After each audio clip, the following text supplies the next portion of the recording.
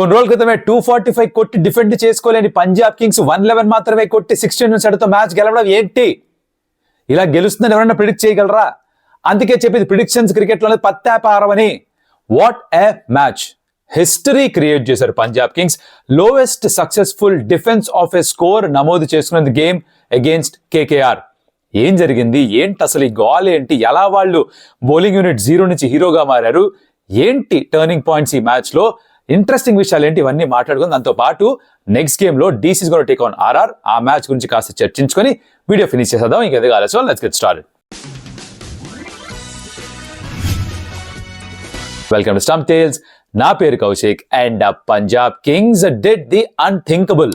ఎవరు కూడా ఎక్స్పెక్ట్ చేసి ఉండరు దట్ కేకేఆర్కి అగేన్స్ట్గా వాళ్ళు ఆడుతూ మొదట బ్యాటింగ్ చేస్తూ 200 వస్తుందన్న వికెట్ అని అనుకుని బ్యాటింగ్ తీసుకుని దాని తర్వాత వాళ్ళు 111 మాత్రమే స్కోర్ చేయడం అండ్ దాన్ని డిఫెండ్ చేసుకోవడం చరిత్రలో ఇప్పటిదాకా ఐపీఎల్ ఎప్పుడు జరిగింది జరగలే.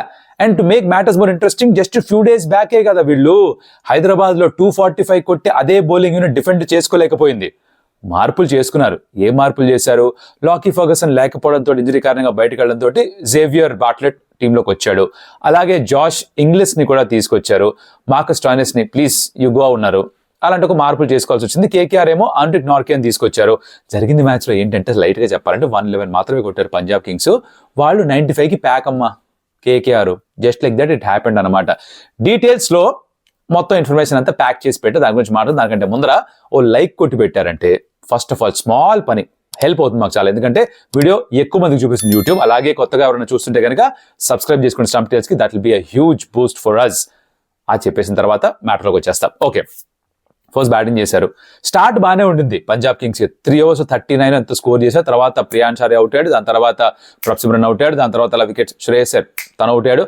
అలా వికెట్ టక్ టక్ టక్ టక్ టక్ అని పడుతూ పెద్దగా ఎవరు స్కోర్ చేయలేదు. గ్లెన్ మ్యాక్స్వెల్ కు నమస్కారం. గ్లెన్ మ్యాక్స్వెల్ ద బ్యాటర్ కి ఒక నమస్కారం. చాలా మంది తనని బ్యాక్ చేస్తారు. ఓ ఏ బ్యాట్స్మెన్ తెలుసా అని. అయి ఉంటాడు, కాదనట్లేదు. ఆస్ట్రేలియాకి ఆడుతున్నప్పుడు బ్రహ్మాండమైన బ్యాట్స్మెన్. ఐపీఎల్లో అంత గొప్ప రికార్డ్స్ లేవు. తనకి ప్రతి season time after time season after season తనకి ఇస్తూనే ఉంటారు అవకాశాలు. తను మటుకు రన్స్ కాంట్రిబ్యూట్ చేయడు. This is my personal opinion. మీకు నచ్చచ్చు, నచ్చకపోవచ్చు, ఒప్పుకోకపోవచ్చు, అది వేరే విషయం. But I think RCB is actually in a good position because Glenn Maxwell వాళ్ళ టీంలో లేడు. బికాస్ అసలు తన మీద డిపెండ్ అవ్వలేరు ఎవరు కూడా. తను కన్సిస్టెన్సీ అసలు లేదు తన నుంచి. ఎప్పుడు కొడతాడు? ఎప్పుడో కానీ కొట్టాడు. బ్యాటింగ్ కన్సిడర్ చేయకూడదేమో. బ్యాటింగ్ లో రన్స్ వస్తే లాటరీ. ఆ రోజు అసలు మీ టైం చాలా బాగుందని అర్థం. He's a bowler who can bat a little bit. Some days will come off, very few days will come off. మరోసారి తను ఫ్లాప్ అయ్యాడా? వరుసగా అవుట్ అవుతూ వచ్చారు. అండ్ ఈవెన్చువల్ గా 111 మాత్రమే స్కోర్ చేశారు. ఇక్కడ బౌలింగ్ విషయానికి వస్తే for KKR Harshit Rana was fabulous. 3 wicket haul. ఒకెవరు 2 wickets తీసుకోవడం. తనకి రమన్దీప్ సింగ్ కి ఏందో పార్ట్నర్షిప్. బౌలింగ్ వేయడం హర్షిత్ రాణా, బ్యాట్స్మెన్ ఒక షాట్ ఆడడం, రమన్దీప్ ఒక క్యాచ్ పడడం. ఇలా 3 క్యాచ్లు పట్టాడు. 3కి 3 మంచి వికెట్స్ తీసుకున్నాడు. అండ్ దాంతో he brought KKR in to the game. దాని తర్వాత స్పిన్నర్స్ వచ్చారు. ఫర్ ఎగ్జాంపుల్ వరుణ్ చక్రవర్తి వచ్చి జాస్ ఇంగ్లిష్ ని భలే అవుట్ చేశాడు. బహుశా సెటప్ చేశాడు ఎలా చెప్తా. సో అవుట్ అయ్యే ముందు బాల్ క్విక్కర్ 1 వేసాడు. 114 or 111.5 km/h వేగంతో వేసిన ball off the back foot ఆడేశాడు. కానీ కొంచెం వేగంగా ఉండింది. నెక్స్ట్ బాల్ లెంత్ కొంచెం వెనక్కి పుల్ చేసి, గుడ్ లెంత్ కాకుండా షార్ట్ ఆఫ్ గుడ్ లెంత్ వేసి స్పీడ్ తగ్గించాడు. 111 నుంచి 94కో 84కో తగ్గించాడు. దాంతో ఆ drop in speed and change in length తోటి మనోడు స్వీప్ ఆడదాం అనుకున్నాడు. ఆడేసాడు. బాల్ తర్వాత వచ్చింది. బుడింగని వికెట్ ఎగిరింది. సో జాష్ ఇంగ్లిష్ ని తీసుకురావడం కూడా పనికి రాలేదు వాళ్ళకి. అలాగే సునీల్ నరేన్ వచ్చాడు. తనకు 2 wickets తీసుకున్నాడు. సో ఎక్కడ అసలు ఊపిరి పీల్చుకుని ఇవ్వలేదు. వికెట్స్ అలా పోతూనే ఉన్నాయి. మంచి స్టార్ట్ వచ్చిన తర్వాత కూడా పవర్ ప్లే అయిపోయేసరికి 52 for 4. తర్వాత ప్యాకమాడే ఒక ప్యాక ముక్కలా కొడితే అలా కుప్పకూలిపోతాయి కదా, అలా కుప్పకూలిపోయింది పంజాబ్ కింగ్స్ బ్యాటింగ్. 111 మాత్రమే స్కోర్ చేశారు. మిడ్ ఇన్నింగ్స్ లో మాట్లాడుకున్నప్పుడు ఏమనిపించింది? యాక్చువల్గా అయితే కేకేఆర్ 1000లో 999 సార్లు వాళ్లే గెలవాలి. పైగా ఎన్నో ఓవర్స్లో గెలుస్తారు. నెట్ రన్ రేట్ ఇంప్రూవ్ చేసుకునే ఒక అద్భుతమైన అవకాశం ఇది. ఎందుకంటే వాళ్ళు కొట్టిన 111 కూడా 16 ఓవర్స్లోనే ఆల్అౌట్ అయిపోయారు కాబట్టి నెట్ రన్ రేట్ ఇంకా తగ్గుతుంది కదా. ఆ రోజు చెప్పాను క్యాల్కులేషన్ గుర్తుందా? 20 overs గా కన్సిడర్ చేస్తారు ఆల్అౌట్ అయిపోతే కనుక. మీరు ఎన్నో ఓవర్స్ ఆల్అౌట్ అయితే పర్లేదు. ఆ స్కోర్ ని 20 overs కిందగా కన్సిడర్ చేసి స్కోర్ చేసి నెట్ రన్ రేట్ క్యాల్కులేట్ చేస్తారు అనమాట. సో అది దొబ్బింది వాళ్ళకి ఎలాగో. సో ఇక్కడ మ్యాచ్ ఓడిపోతే ఇంకా పెద్ద ప్రాబ్లంకి వెళ్ళిపోతారు అనుకున్నాం. అదే జరుగుతుంది అనుకుంటే పవర్ ప్లేలో ఫస్ట్ 2 wickets పడ్డాయి. 95 ఆల్అౌట్ అయిపోయారు చెప్తున్నా కదా. పవర్ ప్లే ఫస్ట్ 2 wickets పడ్డాయి. రైట్.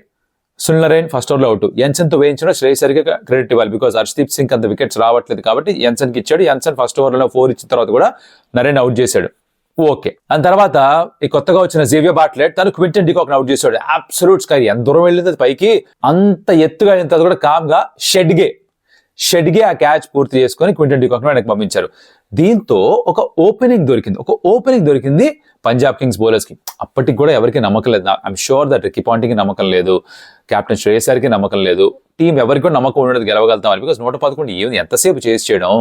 ఒక పార్ట్నర్షిప్ కూడా వచ్చింది, Angkrish Raghuvanshi youngster and Ajinkya Rahane captain, ఇద్దరు చాలా బాగా ఆడుతున్నారు. 63 for 2.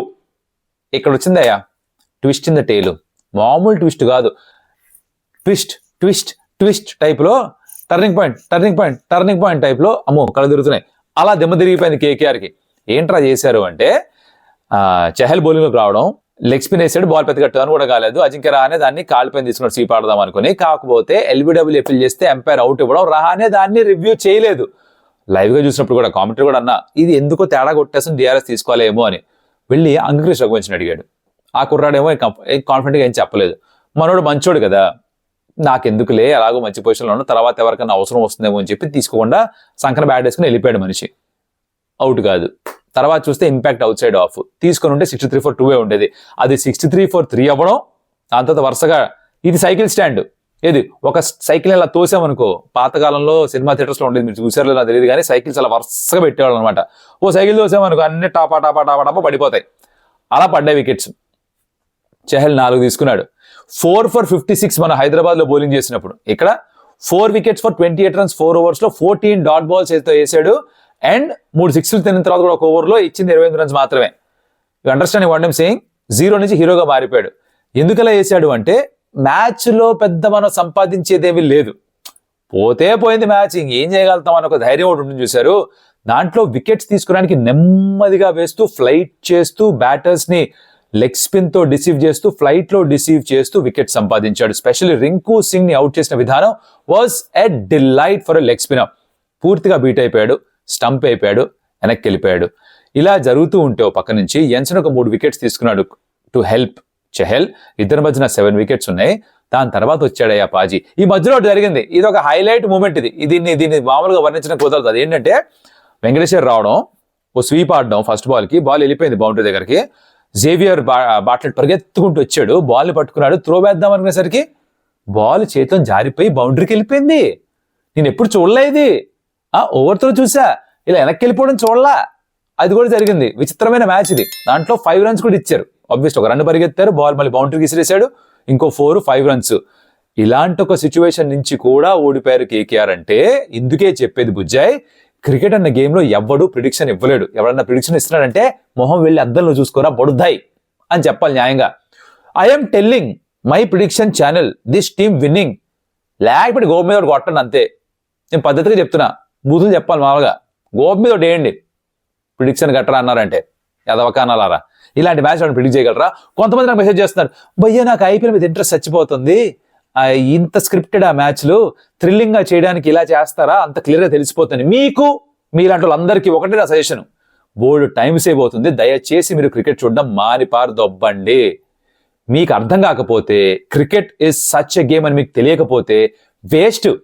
It's game of glorious uncertainties. ఎప్పుడు ఎవరు ఎలా ఆడతారో తెలియదు, ఎప్పుడు ఎవరు ఫామ్ లోకి వస్తారో తెలియదు, ఎప్పుడు ఎవరు వికెట్స్ ఇస్తారో తెలియదు. 111 కూడా చేస్ చేయడం కష్టం అవుతుందని ఎవరికి పెద్దగా తెలియదు. అవి జరుగుతాయి కాబట్టే క్రికెట్ అన్న ఆట ఎంతో మందికి ఇష్టం. ఇలాంటి వింతలు జరుగుతాయి కాబట్టి దీన్ని ప్రిడిక్ట్ చేయడం కష్టం. రైమింగ్ అదిరిపోయిందిరా, శబాష్ రా కౌశిక్, అది matter boss.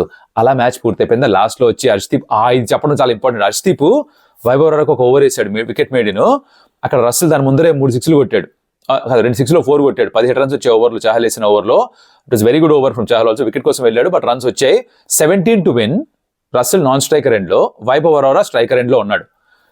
Harshdeep first 2 balls pitch delivery yorker వేసే ప్రయత్నం చేశాడు, మనోడు ఆడేశాడు. 3rd ball బౌన్సర్ బాడీ పైన తీసుకున్నాడు. 4th ball bouncer out side beat అయింది. 5th ball బౌన్సర్ హ్యాండిల్ దగ్గర తగిలి ఎవరు లేని బాల్ పడింది.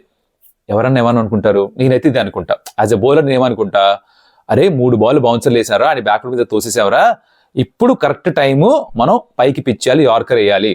ఇది నేను టిపికల్గా ఒక బౌలర్ లాగా ఆలోచించే మెంటాలిటీ, రైట్?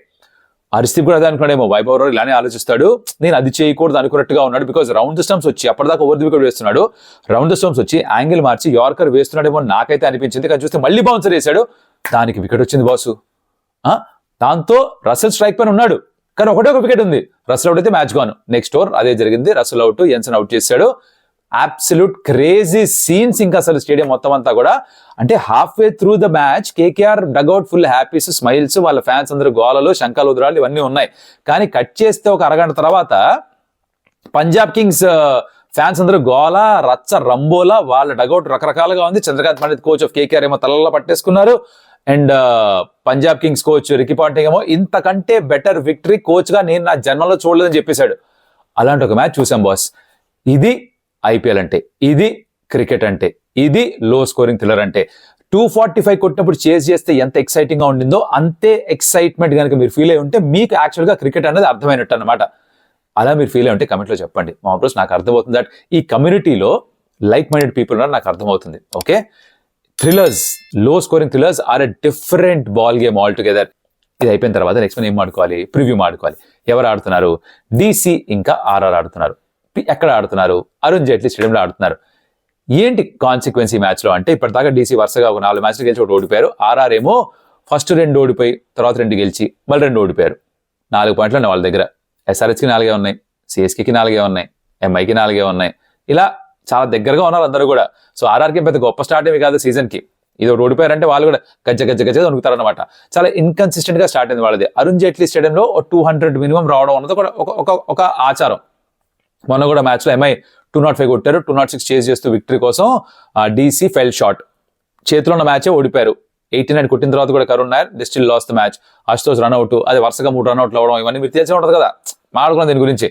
అలా అవుట్ అయ్యారు. సో ఇక్కడ కూడా మళ్ళీ అలాంటి పిచ్చే ఉంటుంది, అలా 200 కంటే ఎక్కువ రన్స్ వస్తాయని ఎక్స్పెక్ట్ చేస్తున్నారు. DCకి ఏమో అన్ని బేసెస్ కవర్డ్ గా ఉన్నాయి, they look very good side. RRకి ఏమో చాలా ఇబ్బందులు ఉన్నాయి. ఏంటి ఆ ఇబ్బంది, దాని గురించి మాట్లాడుకుందాం. ఫస్ట్ RRకి మెయిన్ ఇబ్బందులు ఏంటి? వాళ్ళ బ్యాటింగ్ చూస్తే కనుక కన్సిస్టెంట్ గా రన్ స్కోర్ చేసిన ఎవరు లేరు. సంజు శాంసన్ కూడా కన్సిస్టెంట్ గా రన్స్ స్కోర్ చేశారు. లాస్ట్ 3 games లో 2 half centuries. జైస్వాల్ కాస్త బెటర్ ఏమో. నితీష్ రాణా ఒక మంచి నాక్ ఆడాడు, తర్వాత తనకి ఎక్కువగా బ్యాటింగ్ కూడా రావట్లేదు. రియాన్ పరాగ్ 6 innings లో 5లో కనీసం 25 runs కొట్టాడు, కానీ తన టాప్ స్కోర్ 43 మాత్రమే. అంటే మ్యాచ్ డిఫైన్ చేసే ఇన్నింగ్స్ అని ఇప్పటిదాకా ఆడింది లేదు.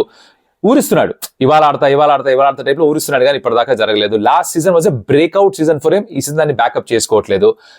షిమ్రాన్ హెట్మైర్ తను ఎప్పుడు ప్రవేశపెట్టాలో కొంచెం క్లారిటీ మిస్ అవుతున్నట్టుగా అనిపిస్తుంది RR. బికాస్ తను వచ్చేసరికి అయితే గేమ్ అయిపోతుంది, ఆర్ తను వచ్చేసరికి ఎక్కువ బాల్స్ మిగిలి ఉండట్లేదు. ఎనీ విచ్ అంటే రన్స్ చాలా ఎక్కువ కావాలి, బాల్స్ చాలా తక్కువ ఉన్నాయి. ఆ ఎంట్రీ పాయింట్ ఏదో మిస్కాల్కులేట్ చేస్తున్నారు. సో ఇది ఒక ప్రాబ్లం ఉంది.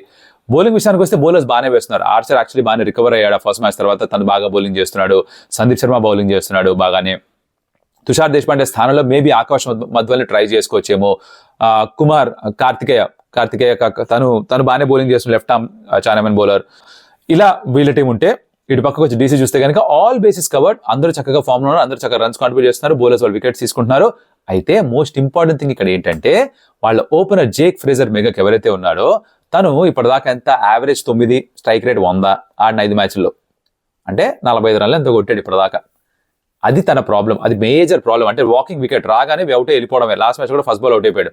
అది వాళ్ళకు పెద్ద కన్సర్న్ గా ఉంది. ఎంత బ్యాక్ చేయగలరు ఈ యంగ్స్టర్ ని, ఇంకెన్ని అవకాశాలు ఇవ్వగలరు అనేది ఒక ప్రశ్న. So Faf du Plessis who was not fit the previous game, ఈ మ్యాచ్ లో ఫిట్ గా ఉంటే తను వచ్చేసి జేక్ ఫ్రేజర్ మెగక్ బయటికి వెళ్ళిపోతాడు అని ఒక ప్రశ్న. బికాస్ కరుణ్ నాయర్ ఇంత బాగా ఆడిన తర్వాత ఇంపాక్ట్ సబ్ గా కనీసం ఆడించాలి తన్ని, ప్లేయింగ్ లో లేకపోయినా కూడా he should be there. So JFM place కి కాస్త డేంజర్ ఉన్నట్టుగా నాకు అనిపిస్తోంది. బౌలింగ్ అంతా బాగానే ఉంది బాసు, చాలా బాగా బౌలింగ్ చేస్తున్నారు. ఇన్ఫాక్ట్ వాళ్ళ స్పిన్నర్స్ లో Kuldeep Yadav who's bowling probably at his best, తను బౌలింగ్ చేస్తున్నాడు. మిడిల్ ఓవర్స్ లో బౌల్ వికెట్స్ తీసుకుని 9 వికెట్స్ ఉన్నాయి. His economy under 6, one of the best in the league so far economy wise చూసుకుంటే కనుక. అండ్ తనైతే ఖచ్చితంగా ఇబ్బందులు కలిగిస్తాడు. పైగా నాకు చెప్పినట్టుగా RR బ్యాటింగ్ లో ఇన్కన్సిస్టెన్సీ ఉంది. వాళ్ళు పవర్ ప్లేలో అందరికంటే ఎక్కువగా రన్ స్కోర్ చేస్తున్నారు, కానీ మిడిల్ ఓవర్స్ అందరికంటే తక్కువగా రన్ స్కోర్ చేస్తున్నారు. కుల్దీప్ యాదవ్ వేసేదే మిడిల్ ఓవర్స్ లో. సో ఈ మిడిల్ ఓవర్స్ బ్యాట్లు ఏదైతే ఉందో, spin off DC and batting of RR, ఇది డిఫైన్ చేయొచ్చు గేమ్ అవుట్కమ్ ని. మంచి స్టార్ట్ వచ్చి సంజు శాంసన్, జైస్వాల్కి వాళ్ళు ఎక్కువసేపు ఆడి, రియాన్ పరాగ్ వీళ్ళంతా కొంచెం లేట్గా వచ్చి వాళ్ళు ఎక్కువసేపు ఆడి ఏమైనా డామినేట్ చేస్తే DC స్పిన్నర్స్ ని గేమ్ అటు ఇటు మారచ్చు. అది చూసే విషయం అనమాట ఈ మ్యాచ్ లో. Now who are the players to watch out for? నా ఉద్దేశంలో players to watch out for ఎవరు అంటే, ఒకటి for DC KL Rahul who's come back to form is brilliant. Karun Nair is got a point to prove. So తను కూడా obviously మంచి ఇంకొకసారి want to back it up with good knock again. అలాగే bowling department చూస్తే Mukesh he's been doing really well. కాకపోతే కుల్దీప్ యాదవ్ వేసాడు trump card boss. Kuldeep Yadav బాగా bowling చేశాడా, డీసీది పై చెయ్యి, యాజ్ సింపుల్ యాజ్ దాట్.